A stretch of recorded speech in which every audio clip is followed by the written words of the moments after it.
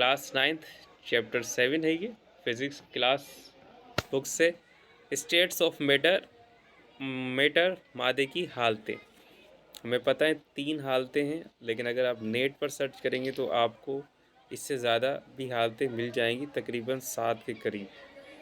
Plasma भी एक हालत है चौथी, और आइंस्टाइन्स बोन्स कंडेंसेट भी एक हालत है, क्योंकि बहुत ज़्यादा ठंडा करने के बाद ये एक हालत आ जाती है। और प्लाज्मा एक ऐसी हालत में आता है जब आप एटम को, यानी कि हम पानी को गर्म करें तो वो लिक्विड में कन्वर्ट हो जाएगा, हम फिर उसको मज़ीद गर्म करें तो वो गैस में कन्वर्ट हो जाएगा। क्या होगा अगर हम गैस को भी मज़ीद गर्म करना शुरू करें?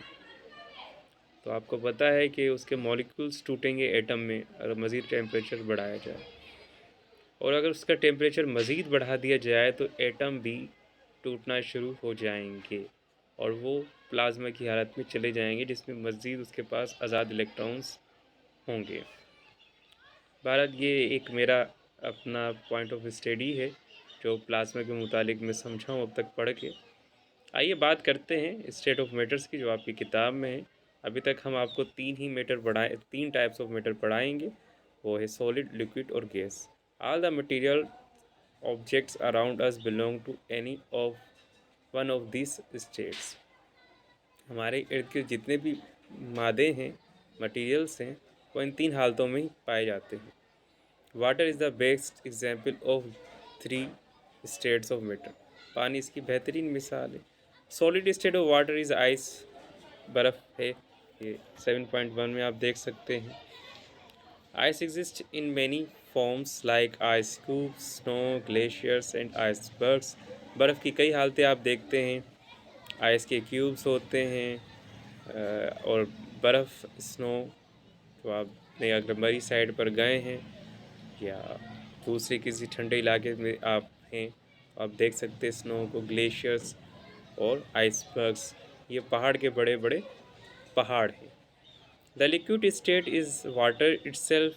पानी की हालत जो आप क्लास में देख रहे हैं ये है। Water is found in oceans, ये हमें समंदरों में, दरियाओं में और अंडरग्राउंड डिपॉजिट्स और ज़ेर ज़मीन भी हमें मिलता है, जिस तरह कुएँ हों। Gas state of water is steam, भाप है गैस की हालत पानी की। White smoke that you seen in figure 7.1, ये आपको चाय के कप में से धुआं निकलता हुआ नज़र आ रहा होगा। In fact a small cloud formed by water vapours in air above the cup, और एक बुखारात का बादल बन जाता है चाय के ऊपर। This states have different properties which are listed. इनकी कुछ खसूसियात को यहाँ दिखाया गया है। ये देखिएगा कि सॉलिड की फिक्स शेप होती है, फिक्स वॉल्यूम है, और इसकी हाई डेंसिटी होती है, यानी कि बहुत ज़्यादा आपको कम करीब करीब के मॉलिक्यूल मिलेंगे, और ये इनकम्प्रेसिबल है, कंप्रेसिबल नहीं है। लिक्विड की ना तो फिक्स वॉल्यूम है ना ही फिक्स शेप है, लेकिन इसकी डेंसिटी हाई है, ये भी कंप्रेसिबल नहीं है। गैसेस की ना तो फिक्स शेप है ना फिक्स वॉल्यूम है, और इसकी लो डेंसिटी है, और ये कंप्रेसिबल भी होता है। एडिशन और removal of certain amount of energy can change the state of matter. अगर मैटर की हालत बदलनी है तो उसमें से एडिशन करें एनर्जी का, या उसमें से एनर्जी निकाल दे तो वो अपनी हालत बदल देता है। The terms for this change is states. अब इन तब्दीलियों की ये नाम है melting, conversion from solid to liquid. इसमें हम सॉलिड को लिक्विड में कन्वर्ट करते हैं। मेल्टिंग में, बॉइलिंग में हम लिक्विड से गैस में ले जाते हैं। कंडेंसेशन में हम गैस से लिक्विड में वापस लाते हैं। फ्रीजिंग में हम सॉलिड से लिक्विड से हम सॉलिड में लेकर आएंगे। एवापोरेशन से हम लिक्विड के ज़रिए गैस में ले आएंगे। Evaporation is different from boiling point, from boiling. Evaporation मुख्तलिफ होती है बॉइलिंग की वजह से। Evaporation is a process by which a liquid becomes a gas. Evaporation एक अमल है जिसमें लिक्विड कन्वर्ट हो जाएगा गैस के अंदर at temperature below it's boiling point, जब वो बॉइलिंग पॉइंट से बिलो होगा। मिसाल के तौर पर ड्राइंग ऑफ वेट लॉस। जैसे कि हम गीले कपड़ों को सूखा करते हैं।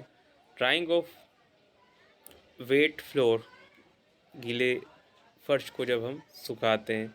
Conversion of matter between 3 states involve physical change and not chemical change. तीनों हालतों में जो तब्दीली है ये फिजिकल चेंज है, ये केमिकल चेंज नहीं है। While liquid and gases take the shapes of their containers while solid have definite shape। क्यों लिक्विड और गैस की यानी कि शेप एक कंटेनर में आ जाती है, लेकिन सॉलिड की एक बिल्कुल वाज़ेह शक्ल होती है। Why do different substance boil and melt at different temperature, ये पहले भी सवाल था। क्यों गैसें ही कंप्रेस्ड हो जाती हैं आसानी के साथ, लेकिन सॉलिड और लिक्विड नहीं होता। The answers of the above and such other question can be obtained by considering the arrangement of particles in these states and how these particles are able to move about।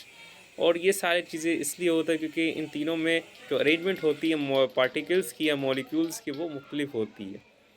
This is explain by kinetic molecular theory of matter.